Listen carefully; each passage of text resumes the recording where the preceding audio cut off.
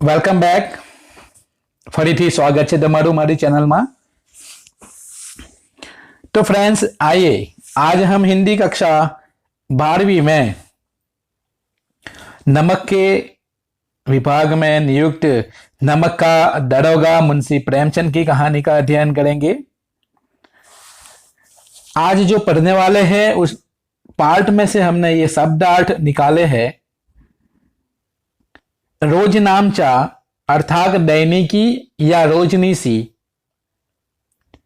अमले अर्थात अधिकारी दल, अर्दली अर्थात अधिकारी के चपरासी, विस्मित यानी चकित, अन्यन्य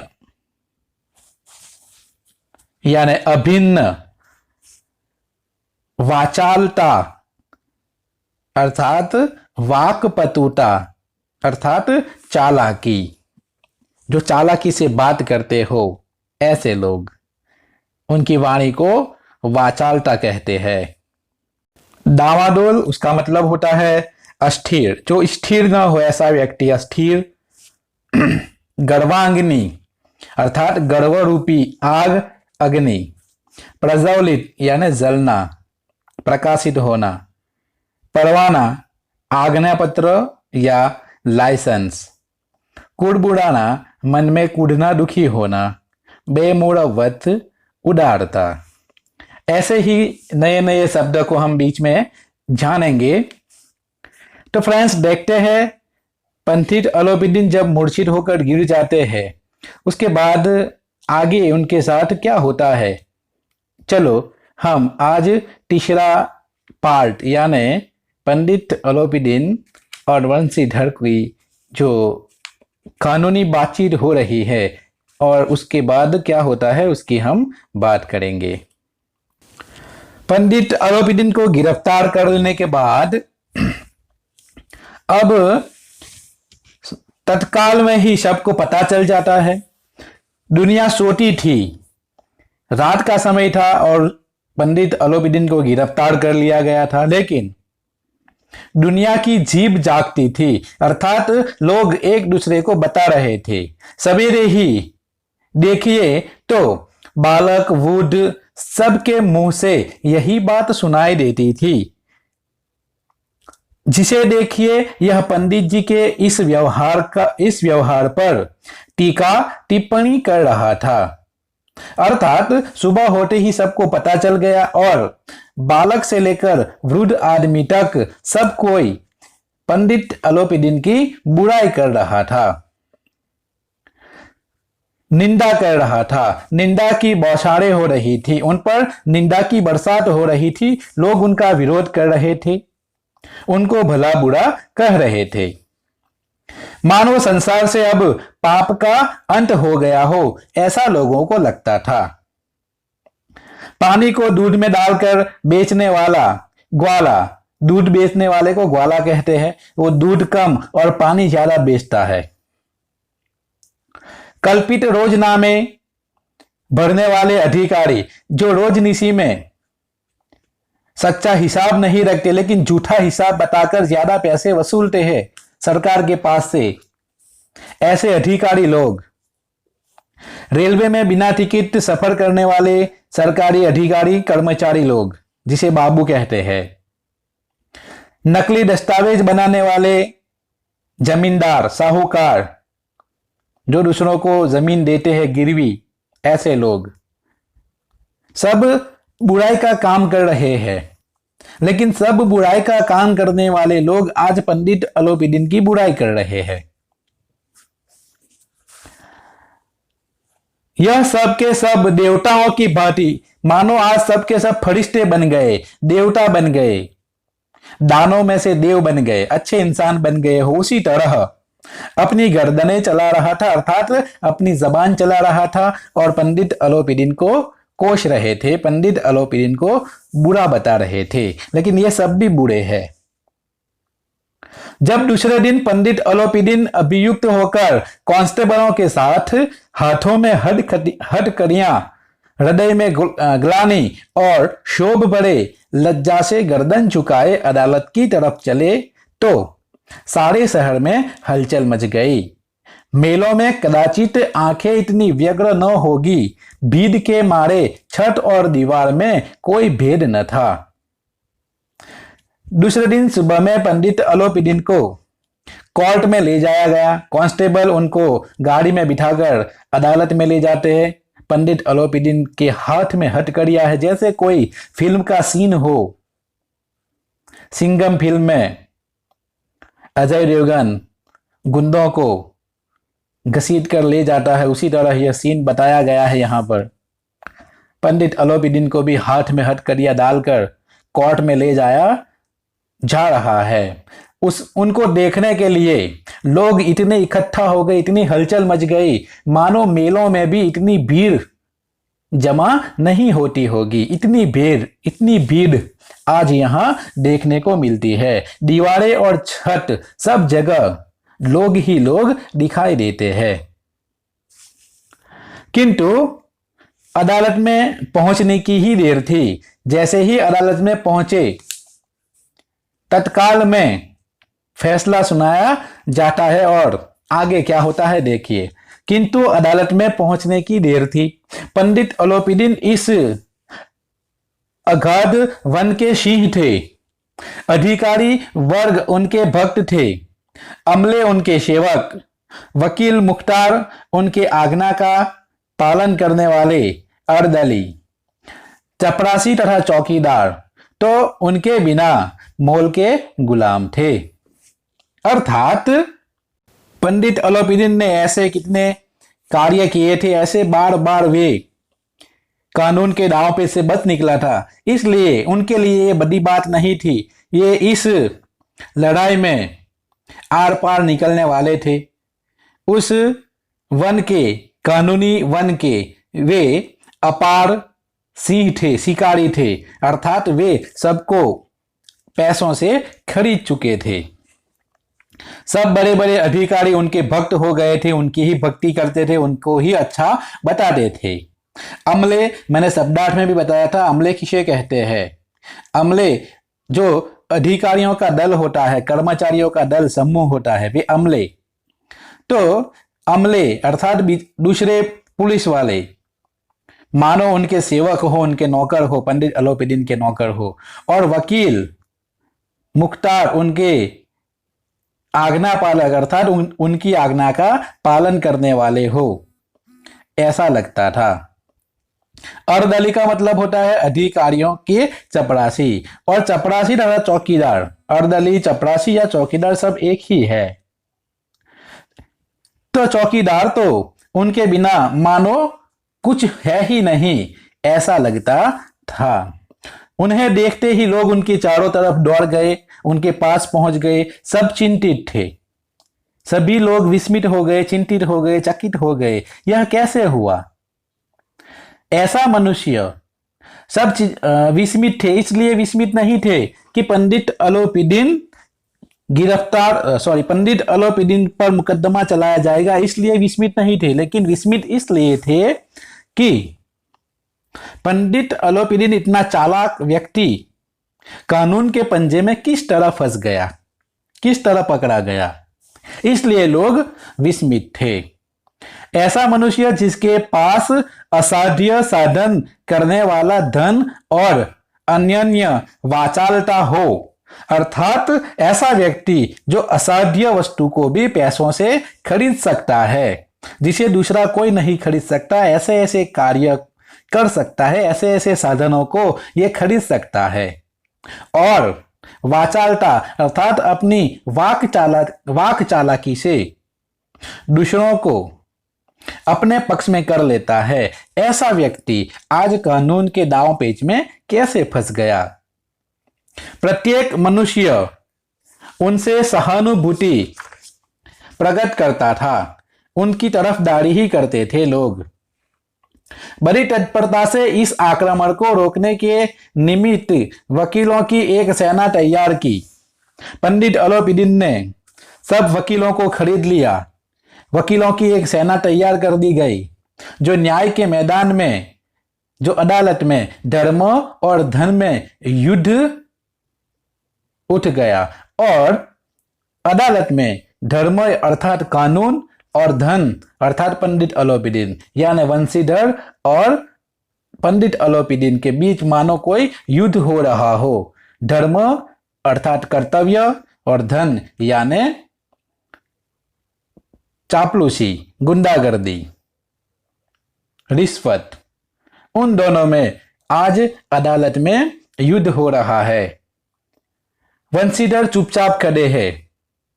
क्यों चुपचाप खड़े हैं? क्योंकि उनके पास न धन है, न दौलत है, न किसी को खरीदना चाहते हैं, लेकिन वे सत्यवादी है, वे सच्चे हैं। उनके पास सत्य के सिवा और कोई बल नहीं है, सत्य ही उनकी ताकत है। न स्पष्ट भाषण के अतिरिक्त कोई शस्त्र और कोई भी हथियार, कोई भी शस्त्र नहीं है, न धन न दौलत, सिर्फ उनके पास अपना स्पष्ट भाषण है। गवाह थे, किंतु वे भी पैसों से पंडित अलोपीदीन के पक्ष में गवाही देते हैं, अर्थात वे भी लोभ से डावाडोल हो चुके थे, वे भी फिर गए थे। यहां तक कि मुंशी जी को न्याय भी अपनी ओर से कुछ खींचा हुआ दिख पड़ता था। मुंशी वंशीधर को भी ऐसा लगता था कि अब हमारे पक्ष में न्याय नहीं आएगा। वह न्याय का दरबार था, कोर्ट थी, अदालत थी, परंतु उसके कर्मचारियों पर पक्षपात का नशा छाया हुआ था, अर्थात भेदभाव का नशा छाया हुआ था। जो कर्मचारी थे कोर्ट में, वे एक दूसरे के विरोधी थे, पंडित अलोपीदीन के पक्ष में थे और मुंशी वंशीधर के विरोध में थे। और जहां पक्षपात होता है वहां न्याय नहीं हो सकता, वहां इंसाफ नहीं हो सकता, कोई कल्पना भी नहीं कर सकता इंसाफ मिलने की। मुकदमा तत्काल शीघ्र समाप्त हो गया। तत्काल का मतलब होता है शीघ्र। डिप्टी मैजिस्ट्रेट ने अपनी तजवीज में लिखा, जज ने लिखा, क्या लिखा? पंडित अलोपीदीन के विरुद्ध दिए गए प्रमाण अर्थात गवाह निर्मूल और भ्रमात्मक थे, अर्थात अयोग्य थे, झूठे थे। वह एक बड़े भारी आदमी है। पंडित अलोपीदीन एक बहुत बड़ा प्रभावशाली व्यक्ति है। यह बात कल्पना से बाहर है कि उन्होंने थोड़े लोभ के लिए ऐसा दुस्साहस किया हो, अर्थात पंडित अलोपीदीन ने अपने कुछ लाभ के लिए ऐसा कार्य किया होगा, लेकिन उससे उनकी गुनाही साबित नहीं होती। और वंशीधर भी गुनहगार नहीं है, वंशीधर का भी कोई ज्यादा दोष नहीं है, लेकिन वंशीधर ने अपनी कुबुद्धि का प्रयोग करके ऐसे भले मानुष को कष्ट दिया है। हम प्रसन्न है कि वह अपने काम में सजग है और सचेत रहता है। कोर्ट ने कहा कि वंशीधर अपने कार्य में सचेत रहता है, जागृत रहता है, कर्तव्य निष्ठ है, लेकिन नमक विभाग में बदी हुई नमक हलाली ने उनके विवेक और बुद्धि को भ्रष्ट कर दिया है, अर्थात नमक विभाग में उनकी नमक हलाली कुछ ज्यादा ही बढ़ गई है, जिसके कारण उनकी बुद्धि भी, विचार शक्ति भी नष्ट हो गई है। इसलिए वंशीधर को भविष्य में होशियार रहना चाहिए, ऐसा फैसला सुनाया गया। वकीलों ने यह फैसला सुना और सब उछल पड़े। पंडित अलोपीदीन मुस्कुराते हुए बाहर निकले। स्वजन बांधवों ने रुपयों की लूट की। उदारता का सागर उमड़ पड़ा। उसकी लहरों ने अदालत की नींव तक हिला डाली। पंडित अलोपीदीन खुश हो गए, वकील भी खुश हो गए सारे, और पंडित अलोपीदीन मुस्कुराकर बाहर निकल रहे हैं। स्नेही, सगे, वाहले, दोस्त सब पैसे लुटा रहे हैं और पैसों का ऐसा सागर उमड़ पड़ा कि पैसों ने अदालत की नींव तक हिला डाली। अदालत को भी पैसों ने उनके पक्ष में फैसला देने के लिए मजबूर कर दिया। जब वंशीधर बाहर निकले, अब वंशीधर भी अदालत से बाहर निकल रहे हैं, बाहर निकले तो चारों ओर उन पर व्यंग बाणों की वर्षा होने लगी। अब जब अगली रात जब पकड़ा था पंडित अलोपीदीन को, तब सब वंशीधर के गुणगान गा रहे थे, पंडित अलोपीदीन को दोषी बता रहे थे। लेकिन अब जब पंडित अलोपीदीन पैसों से छूट जाता है, तब सब लोग वंशीधर को अब भला बुरा कहते हैं। चपरासियों ने झुक झुक कर सलाम किए। जो कोर्ट में चपरासी होते हैं वे पुलिस वालों को सलाम करते हैं, इसलिए चपरासियों ने झुक झुक कर सलाम किए। किंतु इस समय एक एक कटु वाक्य, एक एक संकेत उनकी गर्वाग्नि को प्रज्वलित कर रहा था। लेकिन ये सब वाक्य जो सब लोग बोल रहे थे, उन पर कटाक्ष कर रहे थे, उनका विरोध कर रहे थे, ये सब वाक्य उनके गर्व को और भी प्रज्वलित कर रहा था, खिला रहा था, अपने गर्व को, वंशीधर के गौरव को बढ़ा रहा था। कदाचित इस मुकदमे में सफल होकर वह इतने अकड़ते हुए न चलते। आज उन्हें संसार का एक खेदजनक विचित्र अनुभव हुआ। न्याय और विद्वता, लंबी चौड़ी उपाधियों, बड़ी बड़ी दाढ़ियों और ढीले चौगे एक भी सच्चे आदर के पात्र नहीं है। वंशीधर आज इतने अकड़ कर चल रहे हैं, इतने गर्व से चल रहे हैं, मानो अगर वे कोर्ट में जीत भी जाते तब भी इतने गर्व से नहीं चल पाते। आज उनको इस संसार का एक नया अनुभव हो गया कि ये सब न्याय और बड़ी बड़ी उपाधि रखने वाले न्यायाधीश, बड़ी बड़ी दाढ़ी रखने वाले लोग, ये सब लोग कोई भी सच्चे आदर के, सच्ची इज्जत के काबिल नहीं है। अब ऐसा लगता है वंशीधर ने धन से बैर मोल लिया था, उसका मूल्य चुकाना अनिवार्य था। वंशीधर ने पंडित अलोपीदीन के साथ दुश्मनावट कर ली थी, अब उसकी सजा उन्हें भुगतनी थी। कठिनता से एक सप्ताह बीता, मुश्किल से एक सप्ताह बीतता है और एक सप्ताह के बाद एक खत आता है। एक मुअत्तली का परवाना आ पहुंचा, एक खत, एक कागज आ गया। उसमें लिखा था, कार्य परायणता का दंड मिला। उन्होंने जो कार्य किया था उसकी सजा उन्हें मिली, अर्थात उन्हें नौकरी से निकाल दिया गया। बेचारे भग्न हृदय, शोक खेद व्यथित घर को चले और टूटा हुआ दिल लेकर, हृदय लेकर अपने घर की ओर जा रहे हैं।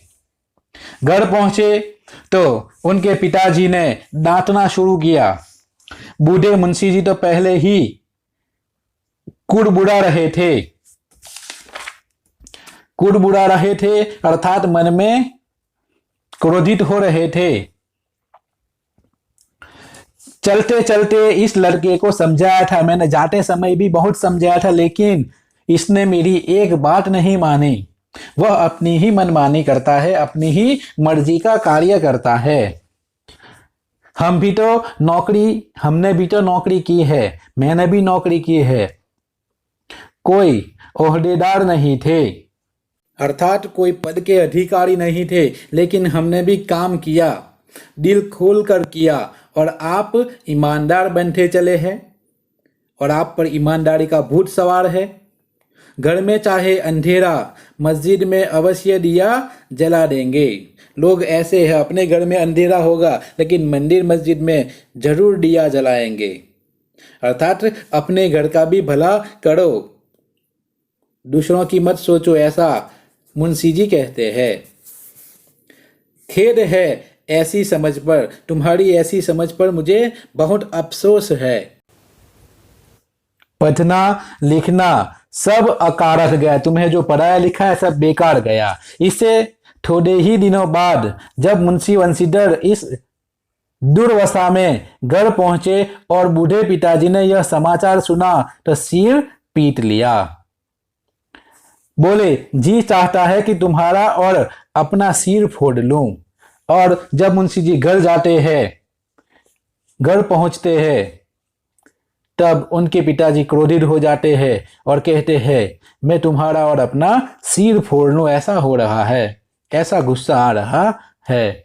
बहुत देर तक पछता कर हाथ मलते रहे, क्रोध में कुछ कठोर बातें भी कही, और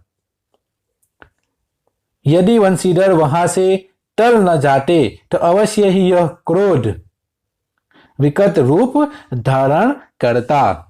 अर्थात मुंशी वंशीधर अपने पिता के पास से दूर न चले जाते तो दोनों में लड़ाई हो जाती।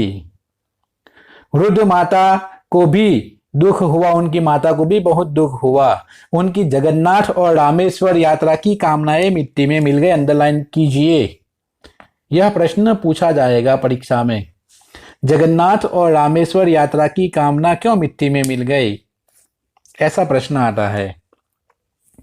पत्नी ने तो कई दिन तक सीधे मुंह से बात भी नहीं की, और उनकी पत्नी ने भी उनसे बात नहीं की, क्योंकि नौकरी चले जाने के बाद अब पैसे कहां से आएंगे। इसलिए पिता भी चिंतित है, माता भी चिंतित है, और उनकी पत्नी भी दुखी है। इस प्रकार एक सप्ताह बीत गया। संध्या का समय था, सांझ का समय था। बूढ़े मुंशी जी बैठे थे, राम नाम की माला जप रहे थे, भगवान का नाम ले रहे थे। इस समय उनके दरवाजे पर एक सजा हुआ रथ आकर रुकता है। एक रथ आता है, उसमें कोई बैठा हुआ है। हरे और गुलाबी पर्दे, पछहिया बैलों की जोड़ी, उनकी गर्दनों में नीले धागे, सींगे पीतल से जड़ी हुई। जो रथ आया था उसका वर्णन यहाँ पर किया है। वो रथ कैसा था? 2 बैलों की जोड़ी, गुलाबी और नीले रंग के पर्दों से बनाया हुआ ये रथ, और जो बैल थे उनके सींग भी पीतल से झड़े हुए थे। कई नौकर लाठियां कंधों पर रख के साथ आए। मुंशी जी अगवानी को दौड़े, अर्थात मुंशी जी देखने के लिए, उनको बुलाने के लिए, उनका स्वागत करने के लिए आगे दौड़े। देखा तो पंडित अलोपीदीन है। क्या देखते हैं? पंडित अलोपीदीन उनके घर आए हुए हैं। झुककर दंडवत की और लप्पो चप्पो की बातें करने लगे। मुंशी प्रेमचंद, बूढ़े मुंशी, अलोपीदीन के सामने झुककर अपने बेटे को कोसने लगे, बेटे की बातें करने लगे कि उनको माफ कर दो, उनसे गलती हो गई।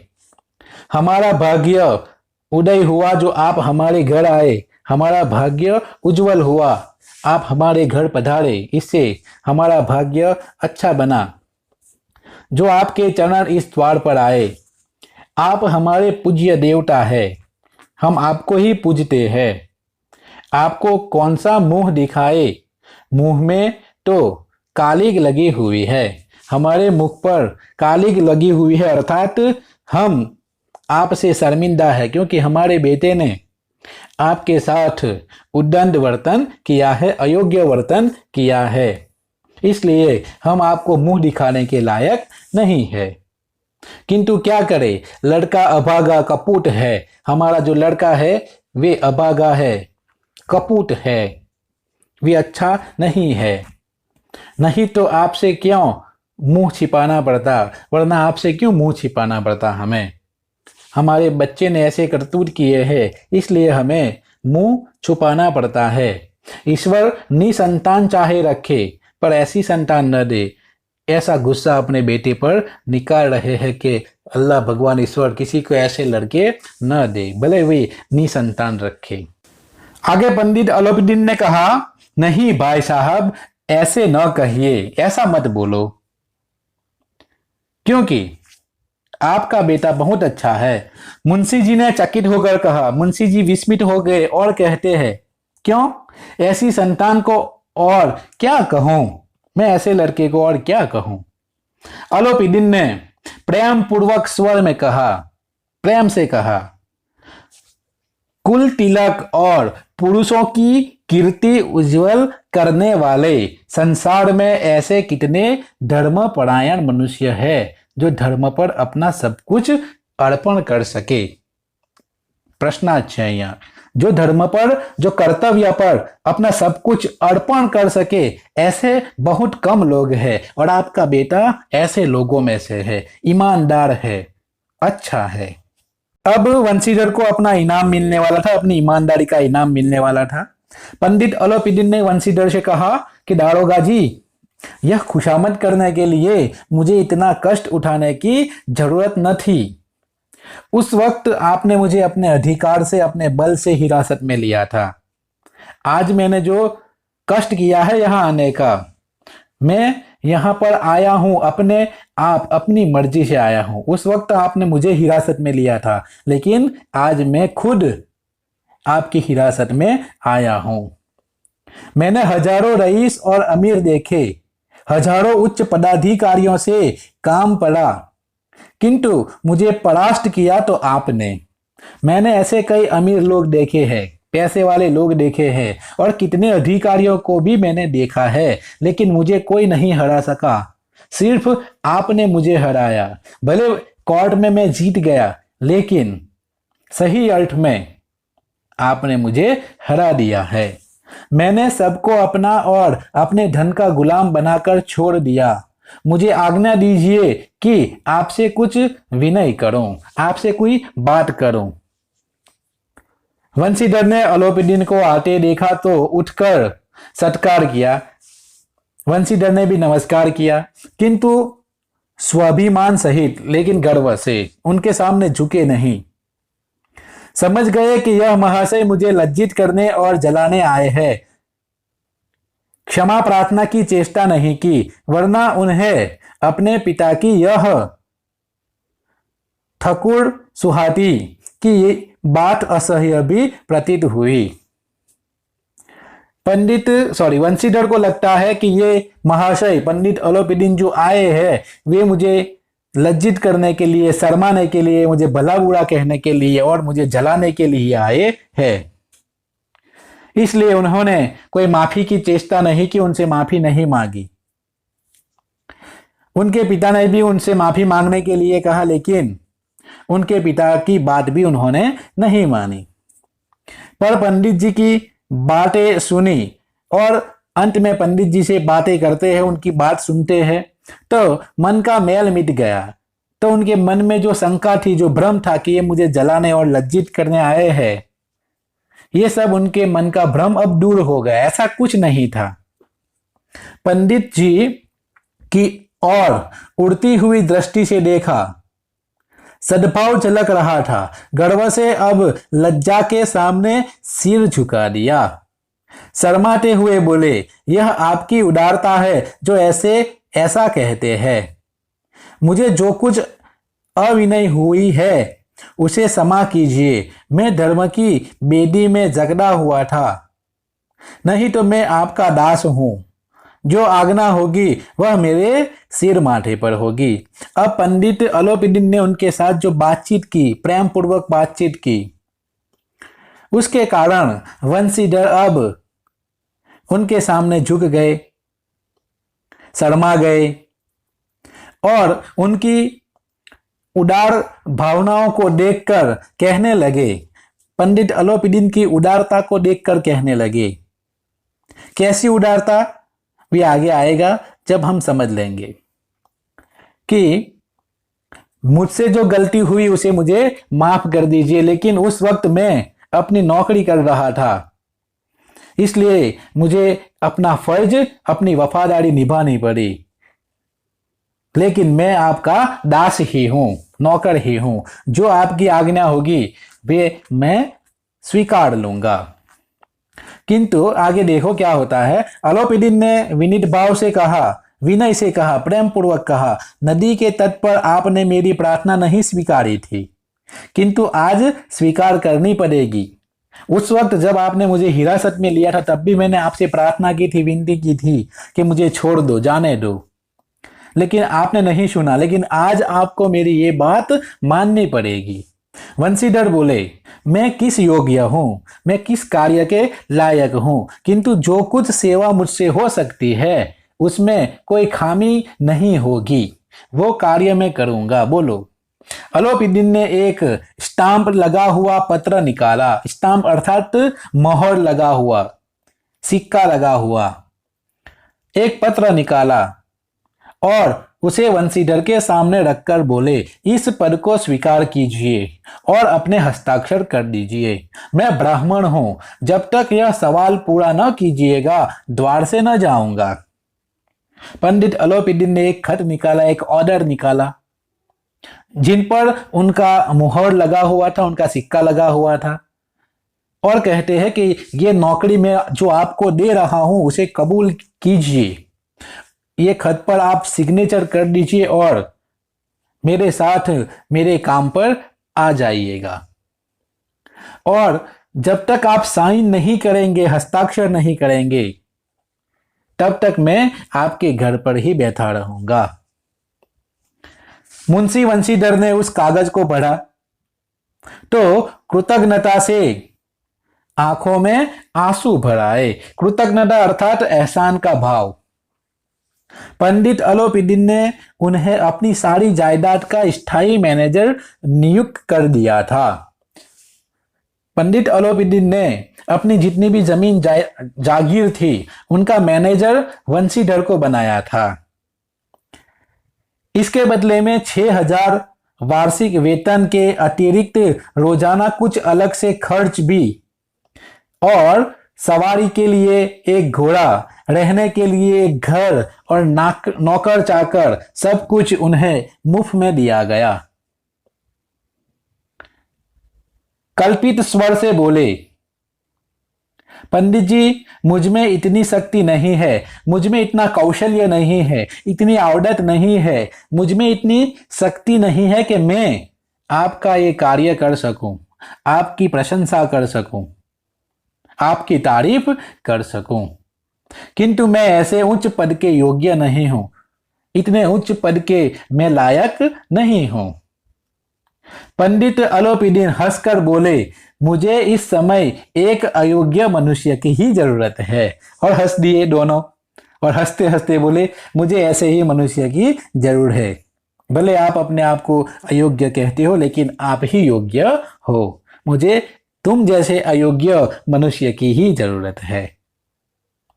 आगे वंशीधर ने गंभीर भाव से कहा, यों मैं आपका दास हूं, यों तो मैं आपका नौकर हूं, दास हूं, सेवक हूं। आप जैसे कीर्तिवान सज्जन पुरुष की सेवा करना मेरे लिए सौभाग्य की बात है।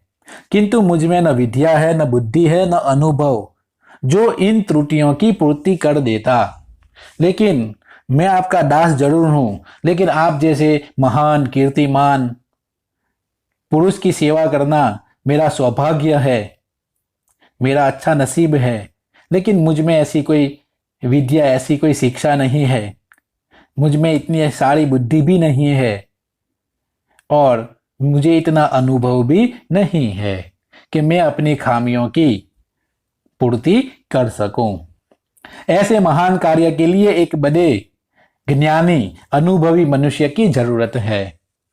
मर्मज्ञ अर्थात ज्ञानी। अलोपीदीन ने कलमदान से कलम निकाली और उसे वंशीधर के हाथ में देकर बोले, न मुझे विद्वता चाहिए, न मुझे बुद्धिवान चाहिए, न कोई अनुभवी व्यक्ति चाहिए, और न कोई मर्मज्ञता की बात है, और न ही कोई कार्यकुशलता की। मुझे कोई भी अनुभवी, कार्यकुशलता वाला, बुद्धि वाला, पढ़ा लिखा ऐसा कोई भी मनुष्य नहीं चाहिए। इन गुणों के महत्व का परिचय खुद पा चुका हूं। मैं ऐसे लोगों को अच्छी तरह जानता हूं जो बुद्धिमान होते हैं, जिनके पास कौशल्य होते हैं, लेकिन वे ईमानदार नहीं होते। लेकिन जो ईमानदारी मैंने आप में देखी है वे किसी और में नहीं देखी है। मैं ऐसे सब विद्वानों को देख चुका हूं। अब सौभाग्य और अवसर ने मुझे वह मोती दे दिया है। मेरे सौभाग्य ने, मेरे नसीब ने मुझे आप जैसा व्यक्ति दे दिया है, जिसके सामने योग्यता और विद्वता की चमक फीकी पड़ जाती है। आपके सामने वंशीधर, आपके सामने सारे योग्य व्यक्ति, बुद्धिमान व्यक्ति सब अयोग्य है, कोई योग्य नहीं है आपके सिवा। यह कलम लीजिए, यह पेन लीजिए और अधिक सोच विचार मत कीजिए, और कोई सोचने की जरूर नहीं है, विचार करने की जरूर नहीं है, और दस्तखत कर दीजिए और अपना हस्ताक्षर कर दीजिए, साइन कर दीजिए।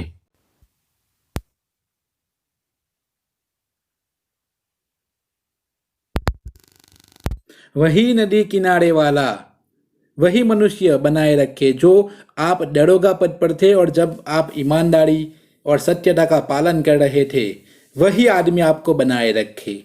ऐसा ही इंसान मुझे चाहिए। नदी किनारे वाला बेमुरव्वत, जो किसी की बात नहीं सुनता, उसे कहते हैं।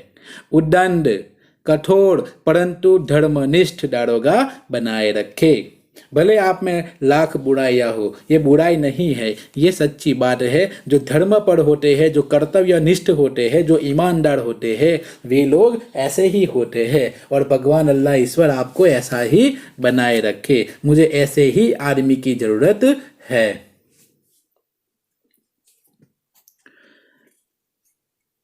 वंशीधर की आंखें दबदबाई, वंशीधर की आंखों में पानी आ गया। हृदय के संकुचित पात्र में इतना एहसान न समा पाया। उनका हृदय संकुचित था, छोटा सा था। उनके छोटे से हृदय में इतना बड़ा एहसान वे समा नहीं सके, इसलिए वे आंखों के जरिए पानी बाहर आ गया। कई बार फिर पंडित जी की ओर भक्ति और श्रद्धा की दृष्टि से देखा और कांपते हुए हाथ से मैनेजर के कागज पर हस्ताक्षर कर दिए, और बार बार प्रेम पूर्वक भक्ति की नजर से उन्होंने पंडित अलोपीदीन की ओर देखा और अपने कांपते हुए ध्रुजते हाथों से उस पद की नियुक्ति के लिए मैनेजर के कागज पर उन्होंने दस्तखत कर दिया और उनकी नौकरी स्वीकार ली। इस तरह जो ईमानदारी का फल पंडित अलोपीदीन ने वंशीधर को दिया। वंशीधर को पंडित अलोपीदीन से इतने अच्छे व्यवहार की उम्मीद भी न थी।